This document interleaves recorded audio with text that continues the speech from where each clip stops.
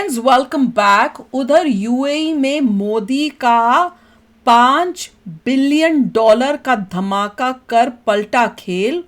इधर इंडिया से ईरान का बिगेस्ट ऐलान। ओए होए, चलो देखें क्या हुआ है। एक तरफ मोदी जी गए यूएई और दूसरी तरफ ईरान के साथ। देखें, वीडियो शुरू करते हैं। वीडियो शुरू करने से पहले अगर आप चैनल पर नए हो और आपने अभी तक सब्सक्राइब नहीं किया तो जल्दी से पहले सब्सक्राइब के बटन और बेल आइकन को क्लिक कर लो ताकि आपको हमारे सारे न्यू वीडियोस के नोटिफिकेशन मिल जाएं जैसे हम अपलोड करें। अगर आपको वीडियो पसंद आता है प्लीज लाइक एंड शेयर। चलिए शुरू करते हैं। अच्छा, आप लोग ये बताओ कि आपने ये न्यूज़ सुनी है? मैंने कहीं पढ़ रही थी कि अभी आज या कल के अंदर कोई इंडिया का जो शिप है उसको आग लगा के डुबो दिया है ये स्ट्रेट ऑफ हॉर्मुज में। और लग रहा है मेरे को, जहाँ तक मेरे को पता चला, मैंने डिटेल में नहीं गई, मैंने सिर्फ हेडलाइंस पढ़ी हैं, और वो ये ईरान ने उसके ऊपर अटैक करके उसको डुबोया है। ये आप मुझे बताओ ये न्यूज़ कहाँ तक सच है? और अगर ये सच है तो ये जियोपॉलिटिकल एक्सपर्ट्स जो इंडिया के बैठ के अपने आप को बोलते हैं टीचर्स वीचर्स, वो ये न्यूज़ क्यों नहीं कवर कर रहे? उनको इतना ईरान के साथ प्यार क्यों है? इसराइल और यूएसए के अगेंस्ट बोलते हुए थकते नहीं। इसराइल तो नहीं बोलते क्योंकि उन्हें पता है कि इंडिया का सेंटिमेंट क्या है, पर वो प्रो ईरान तो उनकी वीडियोस में झलकता ही झलकता है। एक प्रो ईरान और इवन गाजा से रिलेटेड भी वो बंदा जो है वो था फेवर में, जो जिसको बड़ा टीचर माना जाता है, जियोपॉलिटिकल का एक्सपर्ट बना के बैठाया हुआ है इंडिया के लोगों ने। उसको वो पूछो अगर ये सब न्यूज़ आ रही है इनको क्यों नहीं कवर करता जो इतनी इंपॉर्टेंट है। शिप जो है अगर इंडिया की कोई उसने मार के डुबो दी है ईरान ने, उससे बड़ी न्यूज़ कहाँ है? क्यों नहीं हो रही वो कवर अगर ये बात सच्ची है? तो चलो अब देखते हैं ये न्यूज़।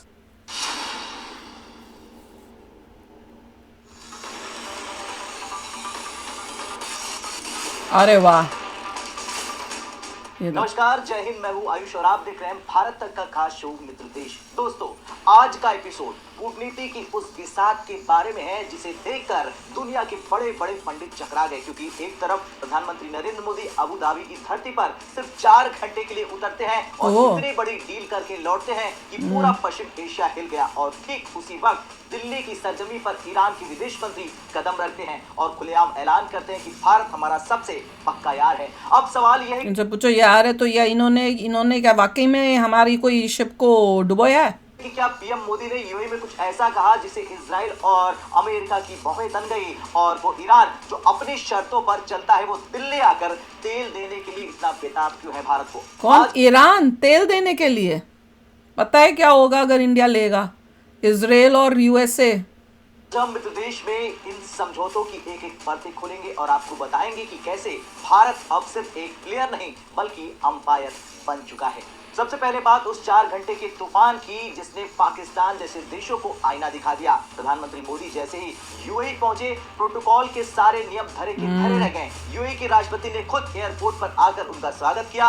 ये सिर्फ एक शिष्टाचार नहीं था बल्कि ये एक मैसेज था पूरी दुनिया के लिए कि भारत अब यूएई के लिए प्रायोरिटी नंबर 1 है। और सबसे बड़ी बात दोस्तों, यूएई वायुसेना ने पीएम मोदी के प्लेन की सुरक्षा में F-16 फाइटर जेट लगा दिए। और फिर F-16, अच्छा, फिर क्या था, पीएम मोदी ने बड़ा ऐलान कर यूएसए से लिए हुए, राइट, धमाका कर दिया। आज आपसे मिलकर के मुझे सच बहुत खुशी हुई है। अब आप ये देखो, यूएई जो यूएसए से लेता है अपने सारे प्लेन्स, यूएसए उसके एयर बेसेस वहाँ पे हैं, तो अगर आप कुछ भी यूएसए के अगेंस्ट करोगे ये तो क्या यूएई आपका साथ देगा? कभी नहीं।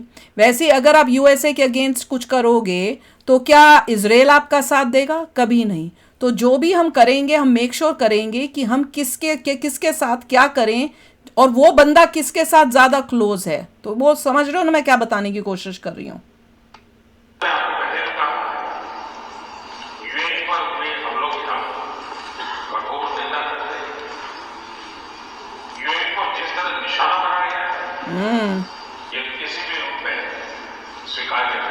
वो क्या बोले, जिस तरह से यूएई को निशाना बनाया गया वो स्वीकार नहीं है। मतलब जो ईरान ने किया, बॉम्ब भेजे, मिसाइल्स मारी, वो बिल्कुल भी ठीक नहीं है।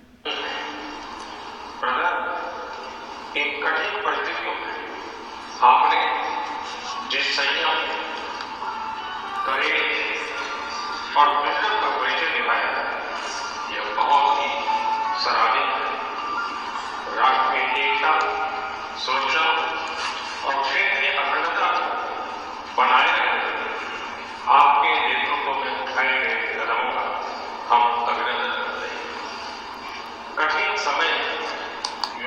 बहुत ही एको है, आपकी आवाज है ही नहीं अच्छी। पोर क्वालिटी। देखभाल क्योंकि जैसे उन्होंने रूम बनाया, उनको मेक श्योर करना चाहिए कि इस रूम के अंदर एको ना आए, खासकर जब लीडर्स यहाँ मिल रहे हैं, तो they need to work on that. Mike जो पड़े हैं, हाँ, जो भी किया है उनको ठीक करना पड़ेगा, जो भी रीजन से हो रहा है, रूम की वजह से हो रहा है, माइक की वजह से हो रहा है, जो भी हो रहा है। जिस प्रकार से आपने उसको अपने परिवार के सदस्यों को संभाला है, मेरी सरकार का, आपका रॉयल फैमिली का हृदय से बहुत बहुत आभार व्यक्त करता हूँ। ब्रदर, पश्चिम एशिया क्षेत्र में युद्ध की परिस्थिति का प्रभाव आज पूरे विश्व पर दिखाई दे रहा है। भारत ने हमेशा समस्याओं के समाधान के लिए डायलॉग और डिप्लोमेसी को प्राथमिकता दी है। फोरमोस्ट को फ्री, ओपन और सेफ बनाए रखना, ये हमारी सबसे बड़ी प्राथमिकता है।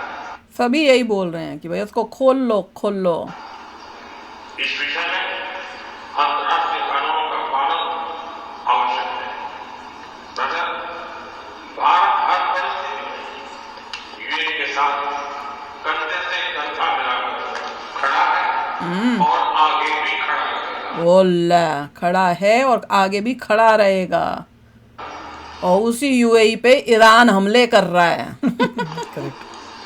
जल्द से जल्द शांति और स्थिरता की बहाली के लिए भारत हर संभव सहयोग। अब पीएम मोदी का ये बयान सुनकर आपको अच्छे से समझ में आ चुका होगा कि यूएई इंडिया की यारी कितनी मजबूत हो चुकी है। हालांकि दौरा छोटा था पीएम मोदी का, 4 लेकिन घंटे का। समझौतों की बौछार ऐसी थी 4 कि घंटे बस दुश्मनों रहे। के पैरों तले जमीन खिसक गई। चलिए एक एक करके 6 बड़ी डील्स का पोस्टमार्टम करते हैं। ओह वाह। सबसे पहले रक्षा साझेदारी, ये सबसे बड़ी डील है और अब तक हम सिर्फ युद्धाभ्यास करते थे, लेकिन अब भारत और यूएई मिलकर उन्नत रक्षा तकनीक यानी कि एडवांस डिफेंस टेक बनाएंगे, यानी कि हथियार बनाएंगे। ओह, हथियार बनेंगे मिलके।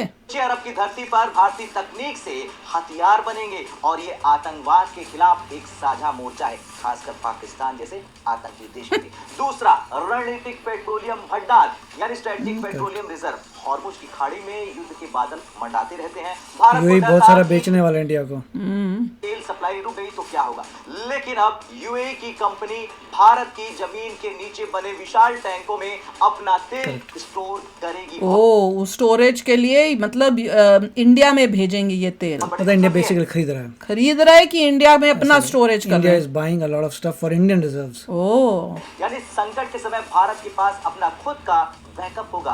ओह अच्छा। इंडियन का रिजर्व, इंडिया का रिजर्व की है। गारंटी आईओसीएल और एडीएनओसी के बीच जो डील हुई है वो सीधा आपकी रसोई से जुड़ी है। भारत अपनी 40% जरूरत का तेल गैस यहीं से लेता है। अब ये सप्लाई पक्की हो गई है, यानी कि ग्लोबल मार्केट में एलपीजी अब यहाँ से भी क्या? आएगी यूएई से। पहले कतर से आती थी, ओह अब एलपीजी यहाँ से आएगी। अरे वाह। इंक्रीज कर दी। वाह, भारत के पास अपनी सुरक्षा कवच है। चौथे पे आता है क्योंकि ये निकल गया ना उनके उससे, तो अब ये अभी OPEC से बाहर है, अब ये सीधा तो अब सप्लाई कर रहे हैं इसीलिए इंडिया को। मोदी जी खास इसीलिए 4 घंटे जो गए हैं वो ये मेन ये चीजें करने गए ये हैं। अपनी प्रोडक्शन बढ़ा रहे हैं हाँ। और सीधा इंडिया को दे और रहे हैं। इंडिया को देंगे। मोदी जी खास इसीलिए गए थे, ये डील करनी है ताकि भैया हमें कोई लेना देना ही नहीं, उनको बाकी उन पैसा देशों कमाना के है, उनको साथ आगे बढ़ना है, वो उन्हें- बाकी देश जो करते हैं करें, हम सीधे अब देखें। इनसे ही लेंगे सीधा। जो इसके इनके बूस में है ही नहीं स्ट्रेट ऑर्गेनाइजेशन। ऑफ हॉर्मुज से भी जाने की जरूरत नहीं, इनका साइड से निकलता है पूरा। वाह, वेरी स्मार्ट। क्लस्टर। जहां गुजरात के लिए अच्छी खबर है, भारत अब सिर्फ तेल खरीदार नहीं, गुजरात के वाड़ीनार में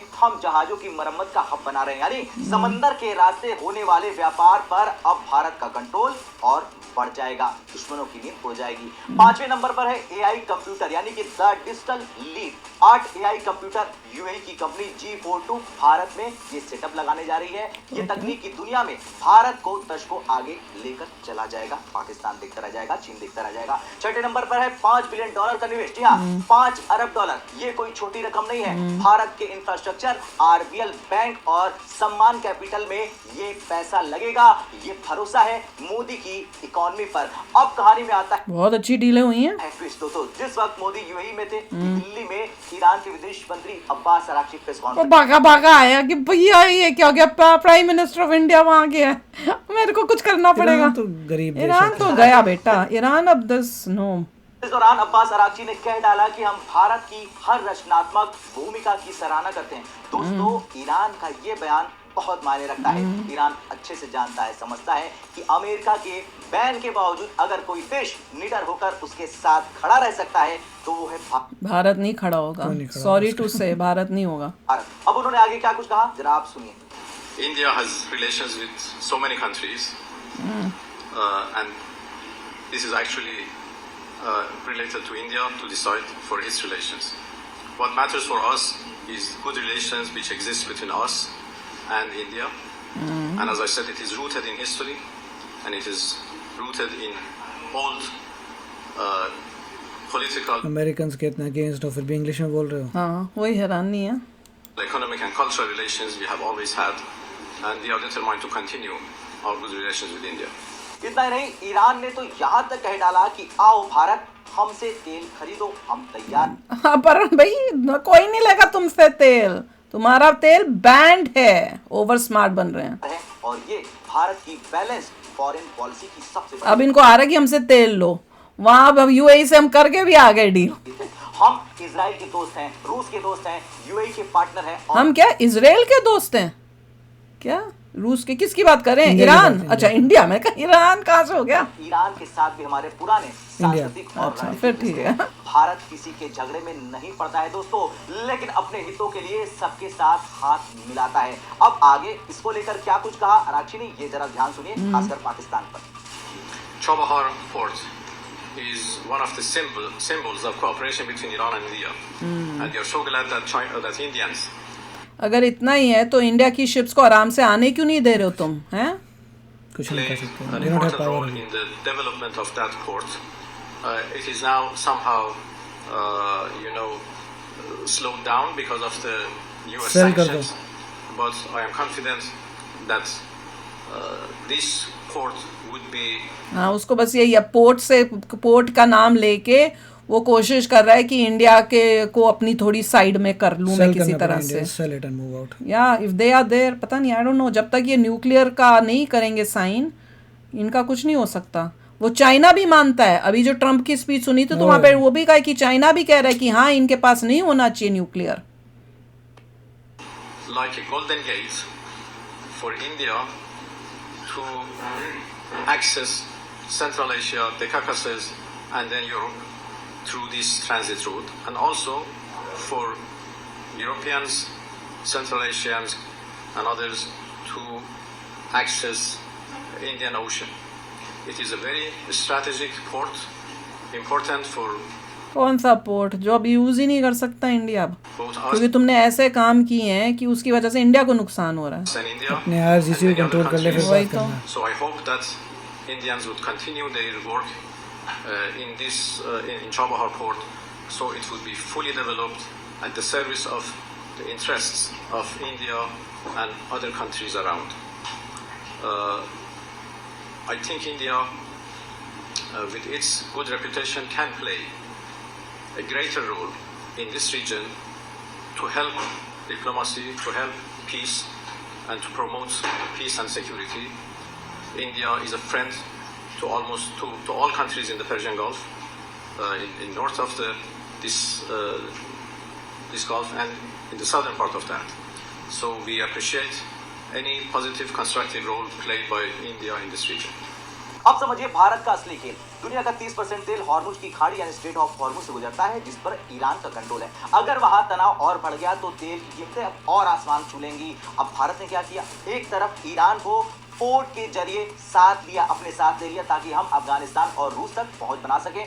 दूसरी तरफ यूएई के साथ निवेश और सुरक्षा की डील कर ली, यानी अगर ईरान की तरफ से कोई दिक्कत आती है तो यूएई साथ खड़ा है, और अगर अरब देशों में हलचल हो गई तो ईरान का रास्ता खुला है। अब सवाल है, भारत का पक्का यार कौन, ईरान या फिर यूएई? तो देखिए, आज के दौर में कूटनीति किसी एक देश को चुनकर दूसरे को छोड़ने का नाम नहीं है, बल्कि अपने राष्ट्रीय हितों को साधने का नाम है, जैसा कि भारत करता है।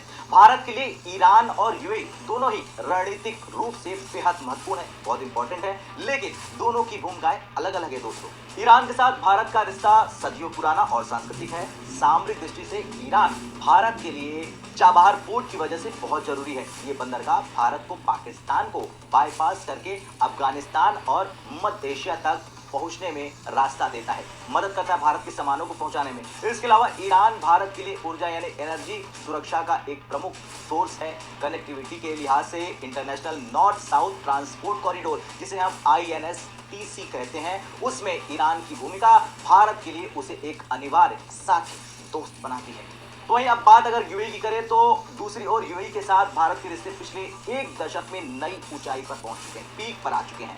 यूएई भारत का तीसरा सबसे बड़ा व्यापारिक भागीदार बन चुका है और हाल ही में CEPA समझौता व्यापारिक रिश्तों, व्यापारिक संबंधों को और मजबूत बना चुका है। काफ़ी इंटरेस्टिंग था और देखे बहुत ही अच्छा लगा, खासकर यूएई के साथ जो डील्स की हैं। और ईरान, मुझे लग रहा है ये जो फॉरेन मिनिस्टर है, मेरे ख्याल से ब्रिक्स से रिलेटेड फॉरेन मिनिस्टर्स की शायद मीटिंग हो रही है इंडिया में, तब वो आया। अभी मेरे को दिमाग में ध्यान में आया क्योंकि मैंने वो कहीं पढ़ा था, तो वो ब्रिक्स की मीटिंग के लिए शायद यहाँ आया है।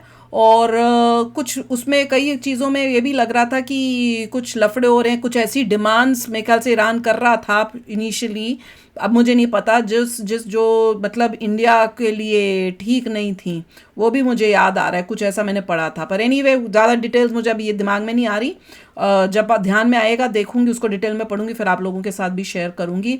पर बहुत ही अच्छा लगा, खासकर जो डील्स की हैं यूएई के साथ, those are just mind blowing, जिससे अब ये पक्का हो गया कि रेट ऊपर नीचे करने की कोशिश करेंगे बाकी के देश, तो उससे इंडिया को कोई फ़र्क नहीं पड़ने वाला, क्योंकि अब यूएई जो है वो सप्लाई करेगा और इतना सप्लाई करके हम अपने टैंक्स जो इंडिया के अंदर है वहाँ पे रिजर्व स्टोरेज जो की हैं वहाँ पे स्टोर हो जाएगा। तो बहुत ही बढ़िया डील करके गए हैं, मोदी जी गए हैं। और कई लोगों को बड़ी तकलीफ हो रही थी ना कि भैया हमको तो कह रहे हैं इंटरनेशनल ट्रैवल मत करो, और मोदी जी खुद इंटरनेशनल ट्रैवल कर रहे हैं। तो भी बेटा जी, आप लोगों का इंटरनेशनल ट्रैवल मौज मस्तियों के लिए होता है मोस्टली, उनका जो है पूरे अपने देश की सुरक्षा, अपनी देश को आगे संकट से बचाने के लिए, देश की प्रोग्रेस के लिए वो जा रहे हैं। तो ये रीज़न था जो उनका खास यूएई और बाकी देशों में भी जाके जो उनके प्लान्स हैं, इसलिए वो गए हैं।